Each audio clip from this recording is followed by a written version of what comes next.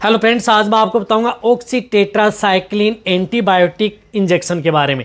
यदि आपने उसका सही इस्तेमाल कर रहे हैं तो आपके पशु में फ़ायदा देखने को मिलेगा।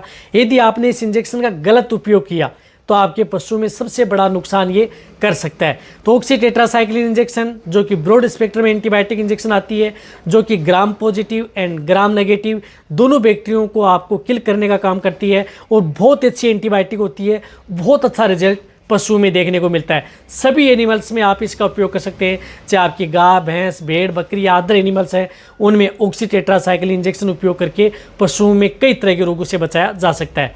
तो इस चैनल पर अभी नए आए या पहली बार जुड़े हैं तो जरूर चैनल को जरूर सब्सक्राइब कर लें, साथ में बेल आइकन और ऑल वाला ऑप्शन जरूर दबाएं। साथ में आप जो इस तरह की इंजेक्टेबल की समस्या पशुओं में या आपके जो वेटेरिनेरियन है, जो नए वेटेरिनेरियन उनके कमेंट्स आ रहे थे कि सर ऑक्सीटेट्रासाइक्लिन का इस्तेमाल सही कब और गलत कब, तो आज की वीडियो में शॉर्ट में बता रहा हूँ। देखो, ऑक्सीटेट्रासाइक्लिन जो मैंने बताया कि एक ब्रॉड स्पेक्ट्रम एंटीबायोटिक है, ग्राम पॉजिटिव ग्राम नेगेटिव। यदि आपको समझ में नहीं आ रहा है कि पशु में किस तरह का इन्फेक्शन है, बैक्टीरियल है, वायरल इन्फेक्शन है या पॉजिटिव है या नेगेटिव है, तो उस स्थिति में आप इस ऑक्सीटेट्रासाइक्लिन एंटीबायोटिक इंजेक्शन का उपयोग करके पशुओं को जल्दी रिकवरी ली जाती है। हालांकि ये कई तरह के रोगों के अंदर उपयोग किया जाता है। जिस तरह से कोई भी बैक्टीरियल हो गया, जिस प्रकार से मेस्टाइटिस हो गई, एचएस यानी थनेला रोग हो गया, गलगोटू रोग हो गया, आपके पशु में ब्लैक वाटर हो गई, साथ में यदि आपके पशु में किसी भी तरह की यदि कहीं पर निमोनिया की शिकायत हो गई, रेस्पिरेटरी ट्रैक्ट इन्फेक्शन हो गया, पशु में घाव हो गया या अदर कोई दिक्कत इस तरह की होगी जिसमें पशुओं का खांसना, दांसना,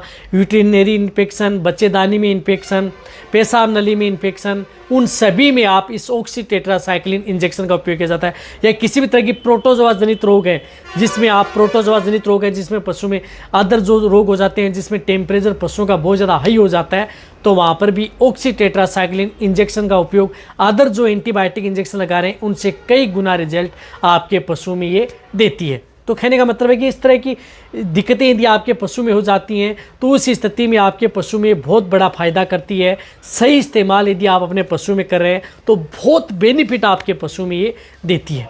रही बात इसकी डोज, तो इसकी डोज यदि आप जो लार्ज एनिमल्स होते हैं उनमें आप 20 ml से लेकर के 50 ml इंट्रामस्कुलर व इंट्रावीनस सबकट तीनों रूट से इस तरह के इंजेक्शन का उपयोग किया जाता है। लेकिन इस इंजेक्शन का उपयोग जिस प्रकार से यदि आपको इस तरह की दिक्कतें हो गई, जिस प्रकार से पशु का टेम्परेचर बढ़ गया या लू गर्मी की चपेट में आ गया, तो वहाँ पर आप या कोई इस तरह का इन्फेक्शन है तो उसमें ड्रिप में जिस प्रकार से NS है, DNS है, उनके साथ मिक्स करके यदि आप IV लगाते हैं तो सबसे बेस्ट रिजल्ट आपके पशु में देखने को मिलता है। और वैसे आप इंट्रामस्कुलर भी आप इस इंजेक्शन का उपयोग किया जा सकता है। रही बात ये एंटीबायोटिक इंजेक्शन है तो आप अपने वेटेरिनेरियन के द्वारा ही आप इस इंजेक्शन का उपयोग करना है। तो ये तो मैंने बताया कि अब देखो नुकसान कब कर सकती है, यदि आपका पशु जिस प्रकार से दूध देने वाला पशु हो तो ये पशु में दूध की मात्रा को कम करती है। रही बात भैंस के अंदर, बफेलो के अंदर तो बहुत ज़्यादा दूध सुखा देती है। तो आप जिस प्रकार से दूध देने वाले पशु हैं उनमें आप इस इंजेक्शन का उपयोग कम करें या ना करें। इसी तरह से प्रेग्नेंट पशु है यानी गाभिन पशु हैं तो उस स्थिति में भी आप इस एंटीबायोटिक इंजेक्शन का उपयोग प्रेग्नेंट पशु में भी नहीं करना चाहिए, क्योंकि ये आपके पशु को स्ट्रेस में डालती है, तनाव में डालती है। कई बार इस तरह की स्थिति हो जाती है कि पशु में दिक्कत भी कर सकती है। तो आप प्रेग्नेंट पशु हैं, दूध देने वाले पशु हैं या जिस प्रकार से बहुत ज़्यादा छोटे पशु हैं, उनमें आप इस एंटीबायोटिक इंजेक्शन का उपयोग नहीं करना चाहिए, क्योंकि ये जब ये तेलीय इंजेक्शन होता है तो पशु में ये इंजेक्शन लगाता है तो जलन भी पैदा करता है, पशु इसे जिस प्रकार से तड़पता भी है। इस तरह की दिक्कतें भी आपके पशु में देखने को मिल सकती हैं। तो आप इस ऑक्सीटेट्रासाइक्लिन इंजेक्शन का उपयोग यदि जो मैंने बताया सही इस्तेमाल कर रहे हैं, बहुत अच्छा बेनिफिट देखने को मिलेगा। जो मैंने आपको बीमारियां बताई हैं उनमें उपयोग कर सकते हैं। अदर नुकसान जो मैंने आपको बताया कि उस तरह की स्थिति में रही बात, इस इंजेक्शन का उपयोग आप एक ही जगह बहुत ज़्यादा इंट्रामस्कुलर यदि उपयोग करें तो एक स्थान पर आप जिस प्रकार से 20 ml 50 ml इस तरह एक जगह न लगाएं, 2-3 जगह पर जिस प्रकार से एक साइड में लगा दिया, दूसरी साइड में लगा दिया, तो आपके पशु में कोई नुकसान नहीं करता। रही बात, इसको इंट्रा रूमिनल इंजेक्शन भी लगाया जाता है। कई बार पेट के अंदर जिस प्रकार से बैक्टीरिया पैदा हो जाते हैं जिसकी वजह से पेट में आफरा गैस यदि नहीं जा रहा है तो डायरेक्ट रूमन के अंदर भी इस एंटीबायोटिक इंजेक्शन को छोड़ा जाता है और बहुत अच्छा रिजल्ट वहाँ पर भी ये देता है। तो फायदे भी मैंने बताए हैं आपको, ये नुकसान भी बताए हैं।